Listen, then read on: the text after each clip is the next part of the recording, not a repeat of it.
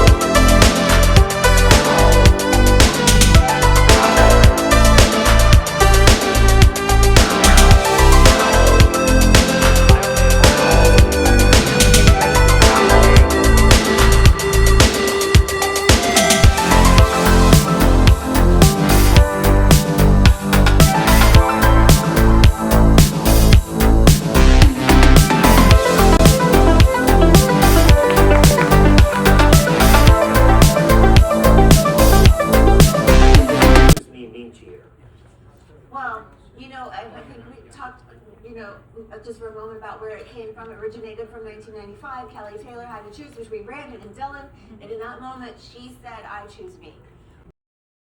And I can't accept this. Wait. Please. Dylan, have a nice trip. I can't go with you. Not this time.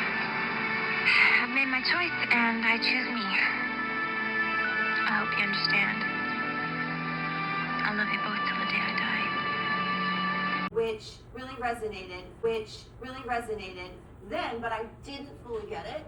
So flash forward, living my life, all the ups, all the downs, and then running into people like Aaron over here who brought the message back to me and made me remember how important that line actually was to so many young girls out there watching it, because we are so preconditioned to think that we need someone else to complete us, or we have to hook our wagon to someone else.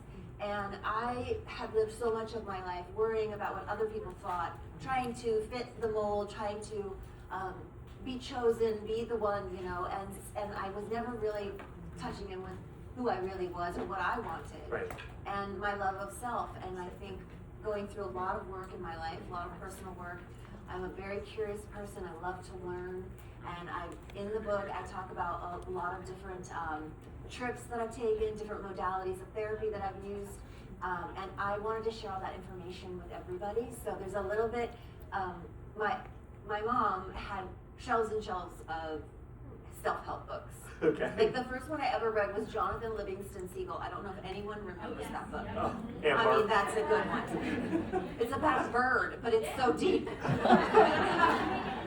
Yes. Oh, you too? Okay, that's so good. Pennsylvania education program. It's just, that's what inspired me to want to write my own self-help book and just kind of share my knowledge. And how did you know it was the right time to share it? Well, I was 50 a few years ago, and I turned 50, and I kind of was lost. I was like, what? My kids are leaving the nest, and I don't know what I'm going to do next. For that young girl that was thrown into the spotlight at such a young age, that was doing the best she could all these years, becoming a mom, having no idea how to do that, how to raise 3 women in Los Angeles, how to survive a divorce, how to, reinvent myself into the next iteration of relevance in my life so that I would get another job. So all of those things kind of culminated into this book. And look yourself in the mirror, really look past what you see physically, look into your eyes and imagine just holding yourself and tell yourself you love yourself. I love you. And say it over and over until you actually feel it. And when you do that, your life is going to break through to a whole nother level of success, of achievement, of happiness and joy. Okay. I fell in love with you through that. And I guess you've gone back and you've watched yourself in it. Mm-hmm. When you look at that girl, what advice do you have for her? Well, we started a rewatch podcast, my friend Tori and I had to watch the show one night so that I could record the podcast the next morning. And I thought, I didn't know what I was really getting into. I'd never watched the show. And I know that's hard to believe, but we were constantly working. They had us working around the clock, basically. And I never wanted to sit down and watch myself because, I don't know, I never was comfortable doing that. Yeah. But I was forced to sit down and watch the show, and I was bawling my eyes out with just like appreciation, also love for the show. I was like, I get it. I get why people love the show so much. And I was in like deep, ready to just watch the next episode, but I had to wait, slow my roll, because we can only watch one episode a week. We're in season 8 right now of our podcast. So I don't know what's gonna happen at the end, don't tell me. Wait, you guys, season 8, Brandon cheats on Kelly. Who knew that? I did not know that. I didn't remember that. I think I blocked You didn't remember? No. Okay, so this leads me to, what are the similarities and differences between you and Kelly? Oh, we look the same. Great. No, when I started the character playing Kelly, she was written much more one-dimensional, much more like the rich, you know what, from Beverly Hills, in the BMW with her nose job, and I had no idea what that person was like, because I come from the Midwest. I was born and raised on a farm in the middle of nowhere, and so playing a character like Kelly Taylor was very outside my comfort zone. But I just jumped in and did, watched other people around me at that moment and thought, okay, let's do this. But intrinsically, part of Jennie came through in the character of Kelly, and as that started happening, I think they started to write towards that emotional sort of, the levels within her, and I was, so grateful to get to play all those meaningful messages that we got to go. I mean, Kelly went through a lot, right? She went through all the hardships, she got shot in the stomach with a gun, drive-by, in a cult. She got trapped in a fryer with her lesbian stalker. What else? What else, you guys? Almost raped on the blanket. He didn't even put down the blanket. The Halloween one. The one that gets. You haven't gotten to that episode. Wait a second. You guys, I have goosebumps. What's going to happen? I get raped? Oh, that's terrible. Really? But I mean, that's why I think so many people identified with the show, is that real life things were happening on, to people that you were doing a heightened version of. But I think that's why it struck a chord, and I think that's why this one sentence of "I choose me" has resonated and now is spinning off into all these different iterations, because at the core of it, it means so much. And I think, a lot of our friends in the audience might be moms, and I think a lot of times it's hard, or parents in general, to choose yourself. How has being a mom shaped that? And then, I guess, what have you learned? How has this shifted your perspective on motherhood? Just as you go through the book, but just in this "I choose me" kind of filter, how do you think that comes into play? Well, God, I'm reeling from that. So, yeah. Shift gears. So they kind of tried to shift right away. Thanks. Okay, being a mom, like I said before, was the best decision I ever made. It changed my life. It made me less focused on me all the time, even though this is called "I Choose Me." The irony.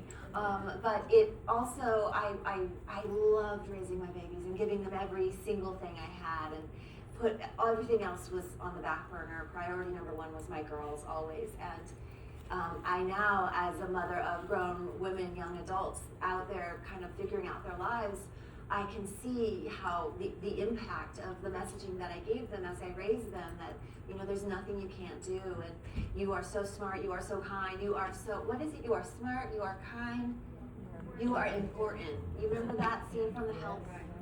Yeah, and every night when I kiss my girls, when they were little, I still do it sometimes, when they'll let me, I kiss them 3 times on their forehead, and I say, strength, courage, and wisdom, these things I give to you. I have it actually tattooed right here on my arm. My oldest daughter, Luca, used it for her thesis when she went to college. And this is her handwriting, it's very hard to read. But I know what it says, and that's so meaningful because I wanted to instill in them that they have the strength, they have the courage, and they have the wisdom within themselves already. We all have that. We all have exactly what we need to get through this life, even though this life is bananas and scary right now. We have to be here for ourselves to comfort us, especially through these times. But like, I realized what an impact those lows had on me and my growth moving forward, and what they were keeping me stuck by hiding it. And I needed to be honest with myself, with anyone who reads the book. I'm 100% honest with my daughters. They've seen me in my highs and my lowest lows, and I feel that sharing on that level is how I connect and how I stay grounded and afloat. So I'm sorry if sharing my story makes you uncomfortable, but I had to put that beside me, and I have to choose that every day and stand by the fact that I'm sharing my story not to put anybody else down or make anybody else look bad or just have your sympathy. I'm sharing it because I'm just like you, and if I carry around this shame anymore, I don't think that's very healthy for me.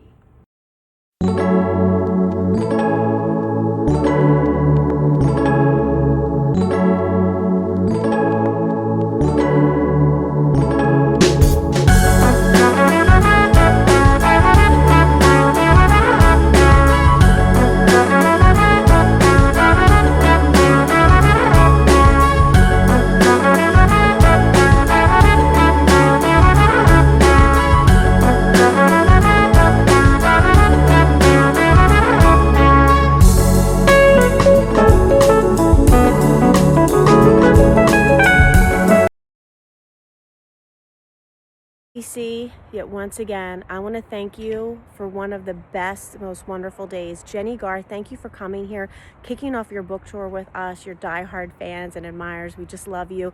We're excited for some special things coming up. Only the insiders and influencers know, coming in July, but we're so excited to see you again. I'll see you in New York and on the book tour. And thank you so much for being here and being with the Q family. We love you. Until next time.